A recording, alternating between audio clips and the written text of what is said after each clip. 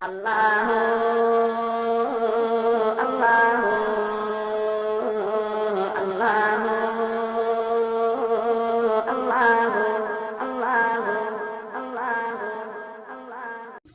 اللہ کی بندہ سے محبت کی ایک علامت ذکر الہی ہے۔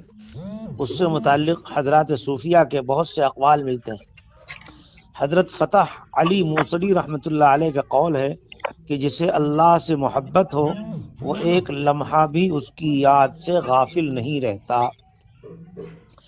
حضرت ابو جعفر رحمۃ اللہ علیہ نے فرمایا ولی اللہ وہ ہوتا ہے جو اللہ سے محبت کرنے والا، اس کا دل اپنے پروردگار کی یاد سے کبھی خالی نہ ہو اور اس کی اطاعت سے تھکنے نہ پائے۔ حضرت حسن بصری رحمۃ اللہ علیہ فرماتے ہیں اللہ تعالیٰ کو سب سے زیادہ وہ شخص پسند ہے جو کثرت سے اللہ کا ذکر کرے اور اس کا دل تقوی سے پر ہو۔ حضرت جنید بغدادی رحمۃ اللہ علیہ نے فرمایا کہ اللہ کی محبت کی علامت زبان اور قلب سے اس کا دائمی ذکر کرنا ہے۔ جسے ذکر الہی کا شوق ہو اسے محبت الہی حاصل ہو جائے گی۔ ذکر کے لفظی معنی یاد کے ہیں اور یاد کا اصل تعلق انسان کے دل سے پھر زبان سے۔ اللہ پاک نے ارشاد فرمایا یا ایھا الذین آمنوا اذکروا اللہ ذکرا کثیرا، اے ایمان والو اللہ کا ذکر کثرت سے کرو۔ اب سوال پیدا ہوتا ہے ذکر کثیر کا مطلب کیا ہے؟ کیا ہر نماز کے بعد تھوڑی دیر ذکر کر لیا کریں، یا صبح و شام ذکر کیا کریں، یا اتنا ذکر کریں کہ تھک جائیں؟ آخر اس کا مطلب کیا ہے؟ کیا کریں؟ اس آیت کے تحت حضرات مفسرین میں سے حضرت مجاہد رحمۃ اللہ علیہ ذکر کثیر کی تعریف یوں بیان فرماتے ہیں الذکر الکثیر اللہ ینسى بحال۔ ذکر کثیر یہ ہے کہ اللہ کو کسی حال میں بھی نہ بھولے۔ ذکر کثیر یہ ہے کہ اللہ کو کسی حال میں بھی نہ بھولے۔ اب کسی حال میں بھی نہ بھولنے سے مراد کیا ہے؟ یاد رکھو انسان کی تین بنیادی حالتیں ہیں، یا تو وہ لیٹا ہوگا، یا بیٹھا ہوگا، یا کھڑا ہوگا۔ ہر حال میں ذکر کرنے سے مراد لیٹے بیٹھے کھڑے اللہ کو یاد کرے۔ قرآن پاک میں عقل مندوں کی یہی نشانی بتائی گئی، اولو الالباب فرمایا گیا، جو لیٹے بیٹھے اور کھڑے تینوں حالتوں میں اللہ کا ذکر کرتے۔ ابن کثیر رحمۃ اللہ علیہ نے اذکر اللہ ذکرا کثیرا کی تفسیر کرتے ہوئے لکھا ہے کہ حضرت ابن عباس رضی اللہ عنہ نے اس مذکورہ آیت کی تفسیر فرمائی کہ اللہ تعالیٰ نے اپنے بندوں پر کوئی ایسی عبادت فرض نہیں فرمائی جس کی حد مقرر نہ کی ہو، اور اس میں ایک معذور آدمی کا عذر قبول نہ فرمایا ہو، مگر ذکر الہی ایسی عبادت ہے جس کی کوئی حد مقرر نہیں فرمائی اور نہ کسی کو ذکر کے چھوڑنے پر معذور فرمایا۔ ہاں جو مغلوب الحال ہو اس کا معاملہ جدا ہے۔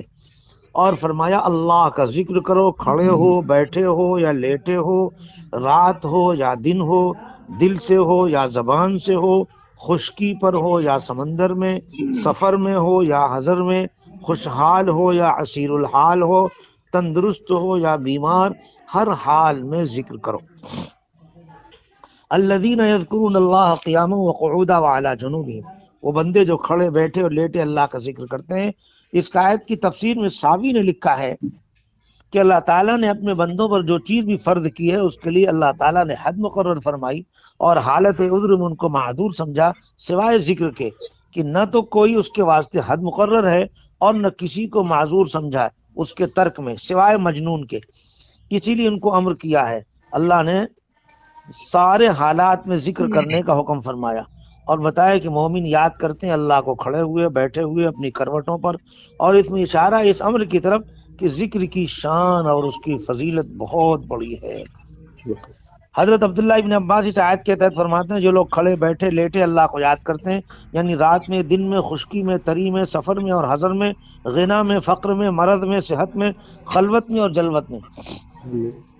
اور آگے لا تلہیہم تجارۃ ولا بیع عن ذکر اللہ، کہ اللہ کے کچھ بندے ایسے ہیں کہ خرید و فروخت بھی کرتے ہیں مگر اللہ کی یاد سے غافل نہیں ہوتے۔ یاد رکھو ایک روایت میں کہ 3 قسم لوگ جنت میں جائیں گے، بلا حساب کتاب جائیں گے، اسی میں ایک وہ شخص ہے جو تجارت تو کرے مگر اللہ کی یاد سے غافل نہ ہو۔ صحابہ اکرام کی حالت تو محض فیض صحبت فخر دو عالم صلی اللہ علیہ وسلم کا کرشمہ تھی کہ ہر وقت وہ ذکر بھی کرتے تھے اور تجارت بھی کرتے تھے، تجارت میں رہتے ہوئے اللہ کے ذکر سے غافل نہیں ہوتے. لیکن اب پاس انفاس ایک ایسا شغل ہے جس کی مشق کر لینے سے یہ مقصد بہت آسانی سے حاصل ہو سکتا ہے کہ کوئی سانس بھی بغیر ذکر اللہ کے خالی نہ جائے اور کوئی طاقت بھی خرچ نہ ہو. چنانچہ امام غزالی نے احیاء العلوم میں نقل کیا ہے کہ میں نے ایک شخص کو دیکھا کہ اس نے 22,000 روپے کا سودا فروخت کیا مگر ذرا بھی اس کا دل خدا کی یاد سے غافل نہیں رہا. اتنی بڑی تجارت کرنے کے باوجود بھی دل خدا کی طرف متوجہ تھا. اسی کی مشق کرنے کے لیے آپ حضرات کو یہاں بلایا جاتا ہے کہ آپ کسی بھی مشغلے میں ہو، تدریس میں ہو، تجارت میں ہو، مگر اللہ کا ذکر کا غلبہ ہو آپ پر، تو آپ حضرات ذکر میں آگے بڑھیں. جی ہاں، تیرا ذکر ہے میری زندگی، تیرا بھولنا مجھے میری موت ہے. اللہ تعالیٰ کا ذکر ہمارا سب سے محبوب مشغلہ بن جائے. مولانا تھانوی رحمۃ اللہ علیہ نے لکھا ہے کہ جو اللہ اللہ کرتا رہے گا ایک نہ ایک دن صاحب نسبت ضرور ہو جائے گا. آمین. اللہ اللہ، اور یہ ذکر بہت بڑی نعمت ہے. آپ حضرات اس کی پابندی کریں، انشاءاللہ پھر بعد میں سناؤں گا. آمین.